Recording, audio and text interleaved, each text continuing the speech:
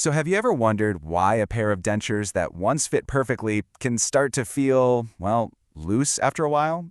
It's a really common issue, and it's the exact problem that's going to send us down the fascinating rabbit hole of dental materials we're exploring today. In this explainer, we're going to take a close look at a very common chair-side solution for loose dentures, something called hard reline materials. We're going to uncover how this convenient quick fix actually works, what it's made of, and most importantly, the hidden costs and risks that come along with it. Let's dive right in. So here's our game plan. We'll start with the core problem itself. Then we'll look at the big picture of solutions, and then we're going to get right into the nitty-gritty chemistry of these hard reliners. After that, we'll walk through the actual procedure, expose some of the risks, and then we'll finish up with a quick knowledge check just to make sure it all sticks. Okay, so first things first. What's actually happening in a patient's mouth that causes this problem to begin with? Here's the thing. It's not the denture that changes, it's the person. See, over time, the bone and gums that support the denture can actually shrink or change shape. And when that happens, a gap starts to form between the denture and the tissue. You can think of it like a custom-made insole for your shoe. It was perfect at first, right? But if your foot changed shape, that insole just wouldn't fit anymore. That gap, that's what makes the denture feel loose and unstable. So, to solve this problem, dentists use a whole category of materials designed specifically to fill that gap and basically readapt the denture to the new shape of the tissues. And these solutions really fall into three main buckets. You've got hard reline materials, tissue conditioners, and soft lining materials. They each have a different purpose. For this explainer, though, we're going to focus exclusively on that first group, the hard reline materials that are used for a quick, in-office fix. All right, let's pop the hood and get into the science. What exactly are these materials made of? So you can think of this table as the recipe for these materials. They all come as a powder and a liquid that you mix together. And you'll notice there are two main types listed here, type 1 and type 2. They look pretty similar on the surface, but there is one critical difference in their chemistry that changes, well, pretty much everything. But before we get to that difference, you've got to know this term, autopolymerizing. I know it's a fancy word, but it just means these materials harden all by themselves once you mix the powder and liquid. There are no special lights, no ovens needed, the chemical reaction just goes. This is the magic that makes a quick, chair-side reline even possible. Okay, and this is where it gets really interesting. This slide cuts right to the chase. The powder in both types is basically the same. The real game-changing difference is in the liquid, specifically a chemical building block called the monomer. You see, type 1 uses something called methyl methacrylate, while type 2 uses butyl methacrylate. And that single difference at the molecular level has huge implications for the patient. And this is exactly why that matters. The source material is crystal clear here. The methyl methacrylate in those type 1 materials is a known irritant. It can cause discomfort, it can even cause allergic reactions. The butyl methacrylate in type 2, on the other hand, is much, much kinder to the patient's sensitive gums. So the key takeaway is the choice of material directly impacts patients' safety and comfort. It's a huge deal. So now that we know what it's made of, how does a dentist actually use this stuff to fix a loose denture, step by step? It's a direct 5-step process that happens right in the dental chair. First, the dentist grinds away a little bit from the inside of the denture to make some space. Then, they mix the powder and liquid into a fluid paste and spread it on the inside. The denture goes back in the patient's mouth, and they're asked to close down gently. This is called the closed mouth technique, and it uses their own bite to seat the denture correctly. Now, step 5 is absolutely critical. The dentist removes the denture while the material is still kind of rubbery. Why? Well, that chemical reaction we talked about, it gives off heat. Leaving it in the whole time could actually burn the patient's tissues, so it finishes hardening safely on the lab bench. So the procedure sounds pretty quick and convenient, and you know what it is. But there are some pretty significant downsides that make this less of a permanent fix and more of a short-term patch. We've already touched on this, but it is risk number 1 for a reason. Using a type 1 material means you are putting a known chemical irritant directly against a patient's gums. Our source even points out that just coating the gums with petroleum jelly probably isn't enough to really protect them. Risk number 2 is something called porosity. When you're mixing that powder and liquid by hand, it's super easy to trap tiny little air bubbles. This creates a rough, porous surface on the new lining. And a porous surface is a total nightmare for hygiene. It acts like a microscopic sponge for food debris and becomes the perfect breeding ground for microbes like Candida albicans, which is a fungus that can cause some nasty oral infections. Now, this one might be the most serious clinical risk of them all. When you're adding this fluid material, it is incredibly hard to control its thickness perfectly. And if that lining ends up just a little too thick, it can completely throw off the patient's bite. This is called an occlusal problem, and it means you might have solved the looseness, but you've just created a brand new issue that could lead to things like jaw pain. And all of this brings us to the final verdict from our source material. Given all of these risks, the chemical irritation, the hygiene problems from porosity, and the potential for creating bite issues, the expert conclusion is really clear. This chairside technique should never be seen as a permanent fix. It's a temporary stopgap at best. Okay, I know that was a ton of information, so let's see what's stuck with just a couple of quick questions. First question. What is the #1 chemical difference between a type 1 and a type 2 hard reline material? Is it A, the polymer in the powder, B, the monomer in the liquid, C, the presence of a plasticizer, or D, the type of activator? And a correct answer is B. The absolute crucial point is the monomer that's in the liquid. Remember, type 1 uses the irritating one, methyl methacrylate, while type 2 uses the much safer butyl methacrylate. All right, one more for you. Why is porosity in a reline material such a big problem? Is it A, because it makes the denture heavier? B, because it can change the color? C, because it makes the surface harder to clean and prone to microbial growth? Or D, because it weakens the denture base? And the answer is C. Those tiny voids in a porous surface create a serious hygiene challenge, making it a perfect home for all sorts of unwanted oral microorganisms. It's a direct link between a material's property and the patient's health. So there you have it, a deep dive into chairside hard reline materials. It's a classic case of a quick fix that really comes with some significant chemical and clinical risks. Now remember, we've only covered one of those 3 buckets of lining materials today.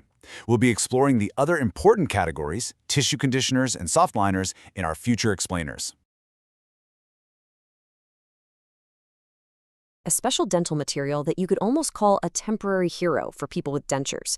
It's called a tissue conditioner, and we are going to break down exactly what it is, from the simple problem it solves all the way up to its surprisingly complex chemistry. So, have you ever seen this? This soft, kind of squishy-looking layer on the inside of a denture? It might not look like much, but it's actually a brilliant piece of material science that solves a really common and often painful problem. Any guesses what it's for? Here's how we're going to tackle this. First, we'll look at the why, the problem of denture pain. Then, we'll meet the solution, see it in action in the real world, break down its chemical recipe, and then get into the really cool science that makes it a smart material. And of course, we'll finish up with a quick knowledge check to see what you've learned. Okay, so let's start at square one. Why do we even need something like this? Well, it all boils down to a pretty simple and, unfortunately, painful reality for a lot of people who wear dentures. Just imagine this. You have a hard piece of plastic, right? And every single time you chew, it's pressing down on your very sensitive gums. Now, if that denture doesn't fit perfectly, and they often don't, especially over time, the forces from chewing aren't spread out evenly. Instead, they get focused on just a few spots, which can cause some serious soreness, inflammation, and real trauma to the tissue. It can make eating a nightmare.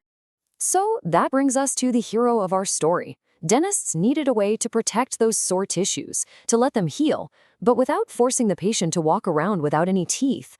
And that's where this stuff comes in. And here it is, the tissue conditioner. So what is it? It's a soft, flexible material that a dentist applies right onto the inside surface of a denture, the part that touches the gums. Its main job is to be a shock absorber. It's a temporary cushion that protects the gums from all that pressure and gives them a much-needed chance to heal. Of course, it doesn't start out as a soft liner. It usually comes in 2 separate parts, a very fine powder, which is a polymer, and a liquid. Now, that liquid has a couple of key ingredients, a solvent to help dissolve the powder, and a plasticizer, which is the secret sauce that makes the final mix so soft. The dentist just mixes these 2 together, right there at the chair, to create this special gel. You know, the absolute easiest way to think about it is this. It's like a custom-fit memory foam mattress, but for your gums. It absorbs the shock, it spreads out the pressure evenly, and it just lets the tissue underneath rest and recover, all while you can still wear your denture and go about your day.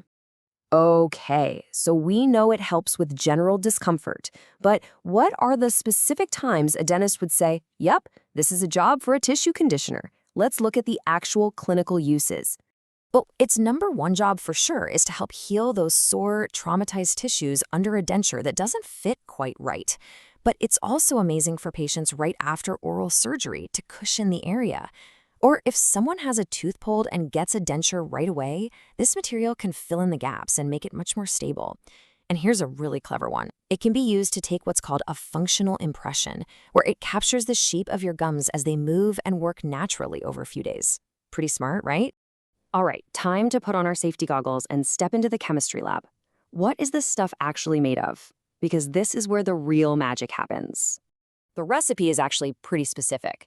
The powder is made up of these tiny little beads of a polymer called polyethyl methacrylate. Then you've got the liquid. That's a mixture of a solvent, which is usually just ethyl alcohol, and that super important plasticizer we talked about, which gives the gel its softness. These three things are the key to everything this material can do. Now listen up, because this is probably the most important chemical detail to understand.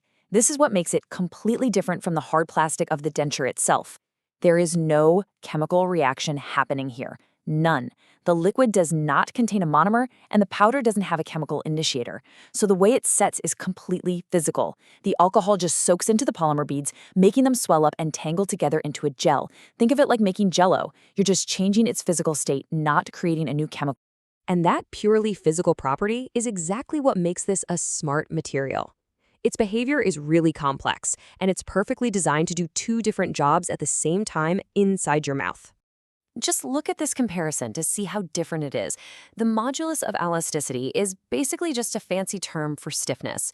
Your hard denture acrylic, it's way up there at 2,000 megapascals. It's really rigid.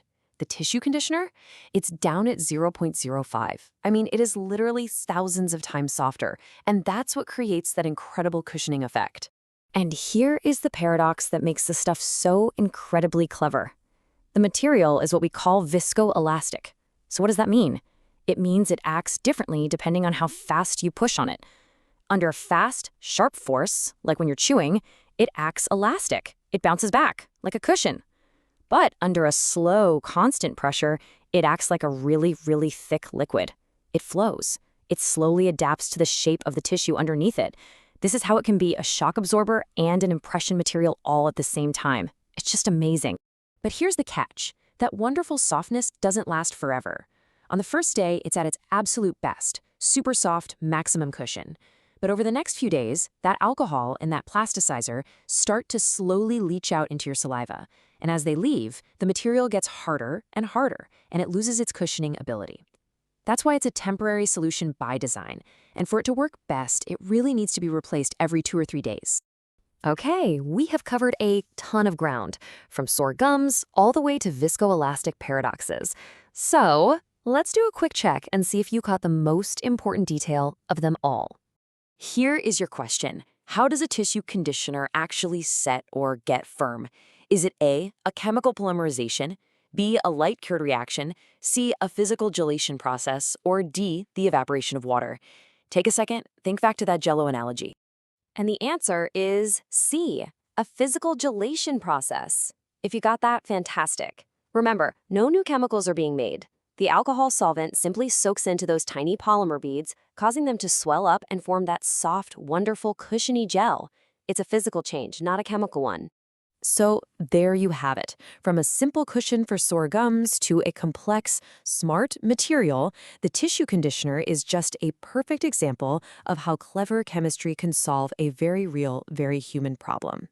The remaining sections will be discussed in upcoming parts.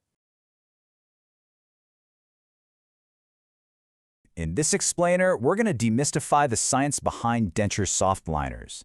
We'll get into the really clever materials that make dentures more comfortable, figure out what makes them tick, and see why they are such a game changer for so many people out there. Okay, so let's jump right in. Before we talk about the solution, we've got to understand the problem we're trying to solve, right? I mean, why is a soft liner even a thing? Well, it all boils down to that interaction between the denture and, your mouth. So you might be thinking, hey, if a denture fits perfectly, it shouldn't hurt, right? And that makes total sense. But it's just not that simple. The real issue is basic physics. You've got this hard, rigid denture base pushing down on soft, sensitive gum tissue every single time you chew.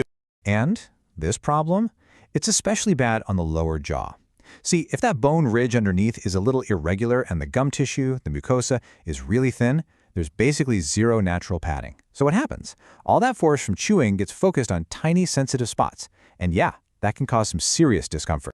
All right, so how do we fix this? If the body's own cushioning isn't cutting it, well, we bring in an artificial one. And this is where soft liners come onto the scene. They're basically shock absorbers, creating a perfect buffer between that hard denture and your soft tissue. Now, the magic behind these liners is a property with a big fancy name, viscoelasticity. I know, it's a mouthful, but all it really means is that the material acts kind of like a liquid and kind of like a solid at the same time. It's this amazing dual personality that lets it absorb and spread out pressure so effectively. And this slide shows it perfectly. Just look at the difference. On top, you have a normal elastic material. You push on it, it deforms instantly. You let go, it snaps right back. But look at the bottom graph for our viscoelastic material. It's a totally different story. The deformation is slow and gradual, and the recovery is slow and gradual too. The best way to think about it is like memory foam. You know? It doesn't just bounce back like a rubber ball. It absorbs the force, it spreads it out, and then it slowly, gently returns to its original shape. That slow, cushioned response is everything. It's what stops that sharp pain and makes wearing dentures a whole lot more comfortable. Okay, so we've got the why down. Now let's get into the what. We're going to look at how these soft liners are sorted into different categories. Think of it as a roadmap to all the different types and what they're used for. This flowchart is awesome. It lays it all out for us. You can see there are a few different families of these materials. But honestly, the vast majority of what's used out there falls into two big groups, acrylics and silicones. So for today, we're going to zero in on those two. All right, first up, the acrylics. Now within this family, there's a really important split. It's all about how they're cured, how they set and get hard. And that one difference is what separates a temporary fix from a permanent solution. And here's the breakdown. The big difference is really about longevity. Over on the left, you've got your cold cure acrylics. These are temporary. A dentist can pop them in right there in the office, which is great for, say, testing if a patient would even do well with a permanent liner. The catch? They get harder over a few weeks or months. Then, on the right, you have heat cure acrylics. These are the permanent ones, the real deal. They're processed in a lab and designed to last. So this is what a kit for one of those permanent heat-cured liners looks like. Pretty simple, right? You've got a polymer powder and a liquid. But the liquid is where the secret sauce is. It has the monomer, sure, but it also has a super important ingredient called a plasticizer.